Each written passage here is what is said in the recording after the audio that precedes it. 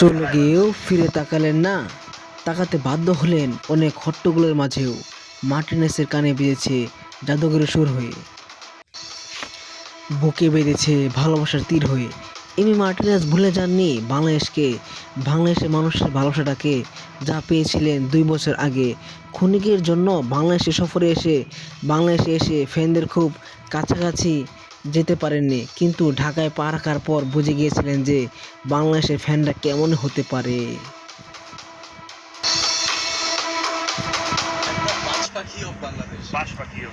সেদিন মার্টিনেজ ভুলে গিয়েছিলেন, আমি বাংলাদেশেরই বাজ পাখি।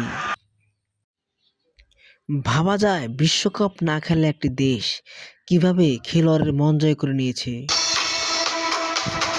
কে জানে এমন ভালোবাসার জবাব দিতে হয়তো মেসি মার্টিনেজরা একদিন ছুটে আসবেন বাংলা মানুষের কাছে।